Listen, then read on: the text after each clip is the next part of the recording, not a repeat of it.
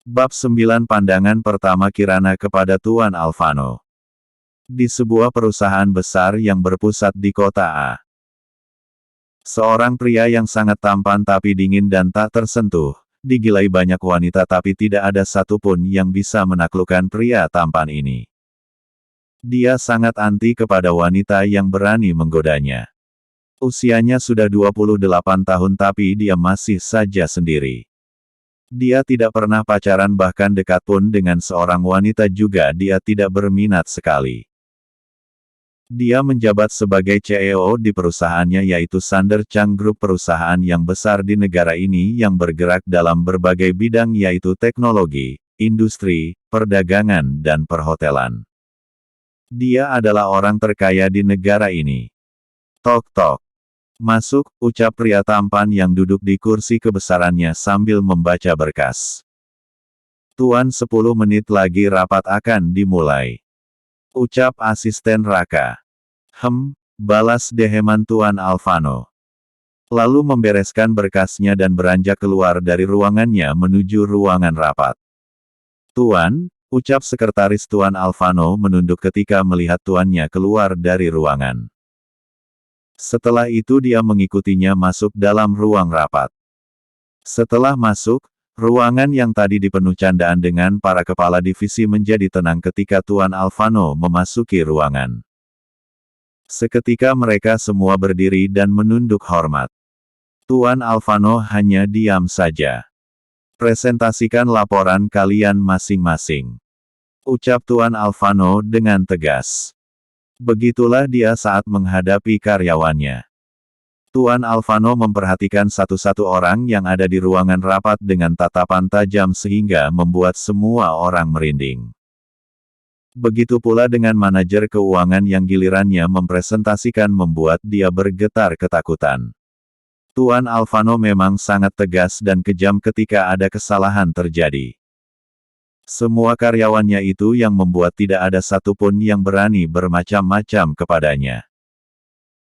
Baiklah, sekarang laporkan apa ada kendala atau masalah yang kalian hadapi. Ucap Tuan Alvano dengan tegas. Beberapa karyawan membeberkan masalah yang mereka hadapi walaupun itu hanya masalah kecil karena Tuan Alvano memang menyuruh karyawannya memberitahunya sedetail mungkin apa yang terjadi dalam perusahaan. Maaf sebelumnya Tuan, saya ingin memberitahukan ada klien dari kota K dari perusahaan Ember Group. Mereka memesan kain melebihi yang biasa mereka pesan Tuan. Ucap manajer marketing. Cukupkan yang mereka pesan. Jawab Tuan Alvano. Kain yang kita produksi tidak mencukupi pesanan mereka Tuan. Ucap manajer marketing. Berapa persen penambahan pesanan mereka? Ucap Tuan Alvano yang penasaran berapa persen penambahan pesanan mereka sedangkan pabriknya memproduksi sekali dengan jumlah yang banyak. 50% Tuan. Ucap manajer marketing. Wah sungguh hebat. Ucap Tuan Alvano yang memuji membuat para peserta rapat juga terkejut dengan pemesanan dari perusahaan Ember Group. Manajer produksi. Pergilah ke pabrik sampaikan kepada mereka produksi kain 2x lipat dari yang mereka buat. Ucap Tuan Alvano kepada manajer produksi. Baik Tuan. Ucap manajer produksi. Beberapa menit kemudian rapat selesai, Tuan Alvano keluar dari ruangan diikuti oleh asisten dan sekretarisnya. Begitupun dengan peserta rapat mereka juga keluar sambil bercerita. Bukankah CEO Ember Group seorang wanita? Yang ku dengar juga begitu, dia sangat cantik dan menawan. Dia juga masih muda, manajer marketing.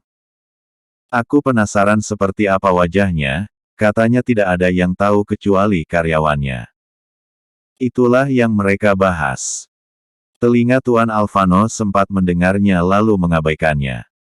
Apa jadwal aku selanjutnya? Tanya Tuan Alvano ketika memasuki ruangannya. Untuk siang ini tidak ada Tuan, tapi jam 3 nanti ada rapat di sebuah restoran dengan klien Tuan. Jawab sekretaris Tuan Alvano yang namanya adalah Salsa.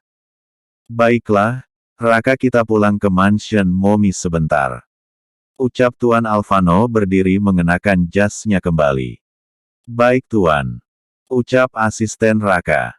Mengikuti Tuan Alvano keluar dari ruangan, begitupun dengan sekretaris Salsa kembali ke mejanya. Sedangkan di tempat lain, hari ini adalah hari berangkatnya Kirana ke kota A. Kakek nenek. Aku berangkat dulu. Ucap Kirana sambil memeluk kakek dan neneknya. Hati-hati sayang. Ucap nenek Melani. Jika terjadi sesuatu di sana kabari kakek ya sayang. Ucap Tuan David. Iya kek.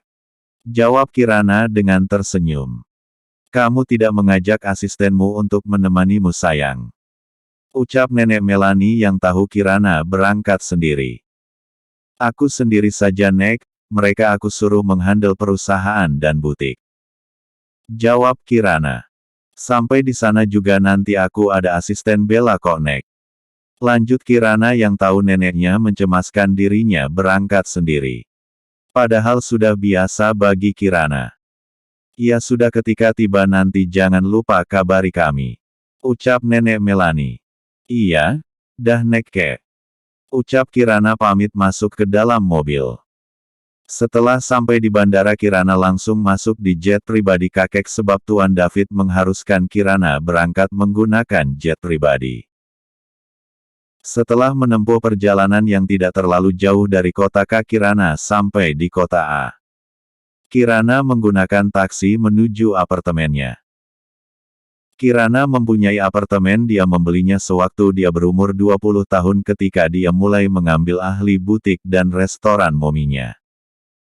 Apartemen Kirana adalah apartemen sederhana, bukan tidak mampu tapi dia sengaja membelinya karena tidak ingin diketahui identitasnya. Tiba-tiba di jalan terjadi penembakan. Mobil di depannya ditembak terus oleh mobil di sampingnya. Nona terjadi penem 4K4N di depan, apa kita berhenti dulu Nona? Tanya supir taksi. Jangan Pak, jalan saja. Jawab Kirana masih memperhatikan mobil di depan. Tapi Nona ini bahaya. Ucap supir taksi lagi. Dia hanya menyerang mobil di depan kita Pak. Bapak bisa melihatnya sendiri kan? Jadi kita tetap jalan saja tapi pelan-pelan, ucap Kirana. Baik Nona. Jawab supir taksi yang sebenarnya ketakutan. Mobil depan masih ditembak membuat mobil di depan oleng. Tiba-tiba seseorang melompat keluar arah samping kiri sehingga mobil di samping kanan tidak melihatnya. Orang itu berguling-guling ke rumput. Pak berhenti. Ucap Kirana tiba-tiba. Untuk apa Nona?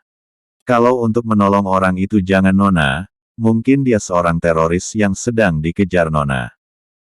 Ucap supir taksi. Berhenti saja Pak.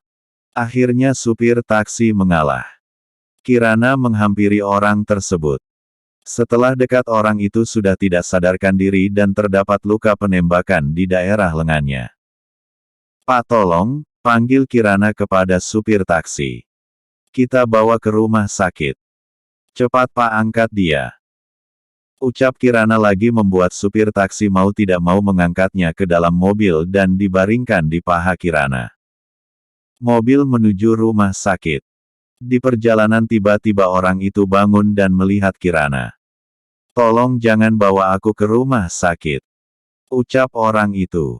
Tapi lenganmu tertembak. Ucap Kirana dengan heran. Tolong jangan, ucap orang itu dan langsung pingsan lagi. Membuat Kirana pasrah mengikuti perkataannya.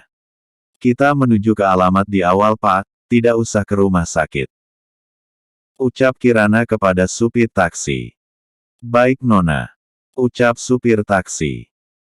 Setelah 15 menit kemudian kini mereka sudah sampai di apartemen Kirana. Makasih ya Pak. Dan ini. Ucap Kirana memberikan uang taksi dan sudah membantunya membawa orang itu ke dalam apartemennya. Makasih Nona, saya permisi Nona. Ucap supir taksi lalu berlalu. Setelah itu, Kirana masuk ke dalam kamar sambil membawa kotak P3K dan sebaskom air. Dia masih pingsan. Lalu Kirana menggulung lengan baju orang itu. Dibersihkannya D4R4H yang menempel di sela-sela yang di tem 4K. Peluru masih tertancap di lengannya, Kirana meringis melihatnya. Bagaimana ini? Peluru itu harus dikeluarkan segera. Saat masih mengelap darah. Tiba-tiba orang itu bangun. Ak! Ringisan orang itu. Perlahan membuka matanya. Maaf aku hanya membersihkannya. Ucap Kirana spontan berhenti. Tolong cabut pelurunya. Pinta orang itu yang adalah Tuan Alvano Alexander Chang. Bagaimana caranya? Ucap Kirana karena memang dia tidak pernah melakukan itu. Apa ada pinset di kotak P3K? Tanya Tuan Alvano. Ada, tunggu sebentar. Kirana lalu mengambil pinset dalam kotak P3K. Ini. Ucap Kirana lagi. Cabut pelan-pelan, ketika sudah mulai bisa terangkat langsung tarik dengan paksa. Beritahu Tuan Alvano. Dengan ragu Kirana mencabut peluru itu, ketika sudah bisa ditarik seperti yang dikatakan Tuan Alvano Kirana langsung menariknya keluar dengan paksa. Teriak Tuan Alvano setelah peluru itu keluar. Akhirnya. Tahan sebentar, aku membersihkannya dulu baru membalutnya. Ucap Kirana lega karena bisa melakukan itu. Tuan Alvano kembali menutup matanya, dia mau tidur, sakit di lengannya ditambah dia lelah karena pekerjaannya. 1 jam kemudian, Tuan Alvano bangun dari tidurnya. Dia menyenderkan kepalanya di kepala ranjang sambil melihat sekeliling kamar. Mana wanita itu? Ceklek, ini aku buatkan makanan. Ucap Kirana lalu menyimpan makanan di atas meja nakas. Tuan Alvano hanya diam melihatnya. Aku keluar dulu. Tolong dimakan agar kamu bisa cepat sembuh, ucap Kirana. Membuat Tuan Alvano merasakan perasaan aneh dalam dirinya. Setelah Kirana keluar, Tuan Alvano melirik makanan di atas meja dan mengambilnya. Aku sangat lapar, gara-gara penem 4K4N itu aku jadi kelaparan. Sangat enak. Setelah makan Tuan Alvano mengeluarkan handphonenya dari balik celananya. Halo Tuan, apa Tuan baik-baik saja? Jawab asisten Raka. Dia berada di rumah sakit memeriksa lukanya. Aku baik-baik saja.